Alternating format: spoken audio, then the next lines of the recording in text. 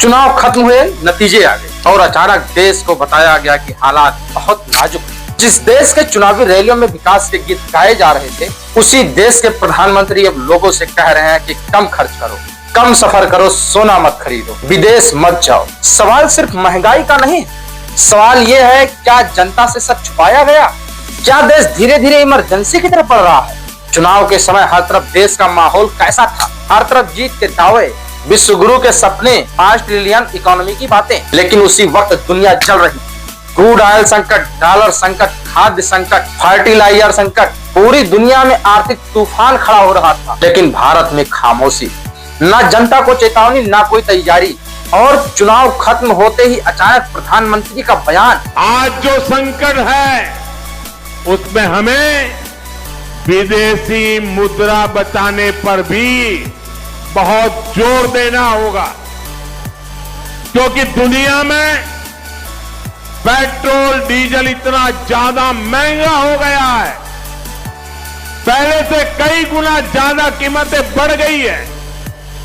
तो हम सबका दायित्व है कि पेट्रोल डीजल की खरीद पर जो विदेशी मुद्रा खर्च होती है, पेट्रोल डीजल बचाकर हमें वो मुद्रा भी बचानी है। 28 फरवरी के बाद पूरी दुनिया बदल गई। युद्ध शुरू हुआ, समुद्री रास्ते बंद होने लगे, तेल की सप्लाई पर हमला हुआ। और याद रखिए, भारत अपनी जरूरतों का बड़ा हिस्सा बाहर से खरीदता है। तेल बाहर से, फर्टिलाइजर बाहर से, कच्चा माल बाहर से। अगर दुनिया की सप्लाई रुकती है तो सबसे पहले असर आम आदमी के जेब पर पड़ता है। और अब वही हो रहा है। पेट्रोल महंगा, डीजल महंगा, रसोई महंगी, खाना महंगा। लेकिन सबसे खतरनाक चीज क्या है? अनिश्चितता। क्योंकि जब सरकार जनता से खुद कहने लगे कम खर्च करो, सावधान रहो, तो इसका मतलब संकट गहरा है। सबसे बड़ा सवाल ये नहीं कि अमीरों पर क्या असर पड़ेगा, मिडिल क्लास क्या करेगा? वो परिवार जो ईएमआई भर रहा है, जो बच्चों की फीस दे रहा है, जो हर महीने राशन और पेट्रोल के बीच में हिसाब लगा रहा है, उसके लिए ये संकट सिर्फ खबर नहीं, उसकी जिंदगी है। आज हालात ये हैं कि नौकरी है तो सैलरी नहीं बढ़ रही है, सैलरी है तो बचत नहीं हो रहा है, और बचत है तो उसे महंगाई खा रही है।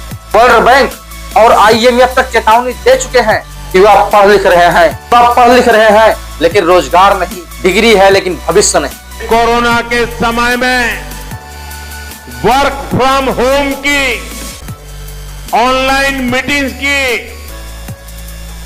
वीडियो कॉन्फ्रेंस की, ऐसी अनेक व्यवस्थाएं विकसित की और हमें आदत भी हो गई थी। आज समय की मांग ऐसी है कि उन व्यवस्थाओं को हम फिर से शुरू करें तो वो देश हित में होगा। Work from home, online conferences, virtual meeting, इनको हमें फिर से प्राथमिकता देनी है। लेकिन सबसे बड़ा सवाल अब राजनीति पर खड़ा हो रहा है। अगर हालात इतने खराब थे तो चुनाव के दौरान देश को क्यों नहीं बताया गया? क्यों जनता को सिर्फ सपने दिखाए गए? क्यों नहीं कहा गया कि आने वाला समय मुश्किल है? क्या चुनाव खत्म होने का इंतजार किया गया? क्या जनता सच जानती तो फैसले बदल जाते? ये सवाल इसलिए जरूरी है क्योंकि लोकतंत्र सिर्फ वोट का नाम नहीं, लोकतंत्र भरोसे का नाम। और जब जनता को लगता है कि उससे सच छुपाया गया तो भरोसा टूटता है। प्रधानमंत्री ने एक और बात कही, सोना मत खरीदिए। अब सोचिए, भारत जैसे देश में जहां मिडिल क्लास के लोग अपनी जिंदगी का बचत सोने में रखता है, जहां बेटी और बेटे की शादी का मतलब सोना होता है, वहां अगर सरकार कहने लगे कि सोना मत खरीदो तो संदेश क्या है? संदेश साफ है, सरकार चाहती कि लोग कैश बचाएं। क्यों? क्योंकि आने वाला समय और महंगा हो सकता है, डॉलर की कीमत बढ़ सकती है, रुपया कमजोर हो सकता है, और अगर विदेशी मुद्रा कम हुई तो बाहर से सामान खरीदना भी मुश्किल हो जाएगा। यानी संकट सिर्फ महंगाई का नहीं, संकट सप्लाई का भी है। देश हित में हमको ये तय करना पड़ेगा कि साल भर तक घर में कोई भी फंक्शन हो, कोई भी कार्यक्रम हो, हम सोने के गहने नहीं खरीदेंगे, सोना नहीं खरीदेंगे। विदेशी मुद्रा बचाने के लिए हमारी देशभक्ति हमें चुनौती दे रही है और हमें इस चुनौती को स्वीकार करते हुए विदेशी मुद्रा को बचाना होगा। भारत की सबसे बड़ी कमजोरी क्या है? निर्भरता।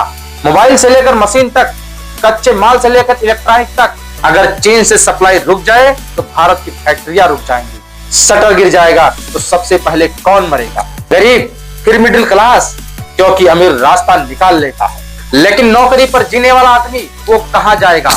आज भी लाखों युवा डिग्री लेकर घूम रहे हैं। ठेके की नौकरी, कम सैलरी, कोई सुरक्षा नहीं, और अगर आर्थिक संकट गहराया तो सबसे पहले नौकरी जाएगी। कल्पना कीजिए, एक पिता जिसने जिंदगी भर बचत की, एक माँ जिसने अपने बच्चों के लिए गहने जोड़ी, और अचानक एक दिन सरकार कहे कि कम खर्च करो, यात्रा मत करो, सोना मत खरीदो, तो डर सिर्फ बाजार में नहीं फैलता, डर घरों में फैलता है, डर रसोई में फैलता है, डर भविष्य में फैलता है। सरकार कह रही है दुनिया संकट में, ये बात सही हो सकती है, लेकिन जनता पूछ रही है तैयारी कहाँ थी? क्या देश में पहले नहीं बताया जा सकता था? क्या चुनाव से पहले सच बोलना मुश्किल था? और सबसे बड़ा सवाल, क्या ये सिर्फ वैश्विक संकट है? ये हमारी आर्थिक नीतियों की भी विफलता है। देश मुश्किल दौर से गुजर सकता है, लेकिन सबसे जरूरी चीज क्या है? सच, क्योंकि जनता हर संकट झेल सकती है अगर उसे सच बताया जाए। लेकिन सपनों के बाद अचानक डर परोसा जाए तो सवाल उठते हैं, बहुत बड़े सवाल, और शायद आने वाले महीनों में यही सवाल भारत की राजनीति, भारत की अर्थव्यवस्था और भारत के आने वाले भविष्य के बारे में तय करेंगे। क्या आपको लगता है देश आर्थिक संकट की तरफ बढ़ रहा है? क्या सरकार को जनता से पहले सच बताना चाहिए था? कमेंट में अपनी राय जरूर लिखिए, और ऐसे ही गहरी जानकारी वाले वीडियो के लिए चैनल को सब्सक्राइब कीजिए।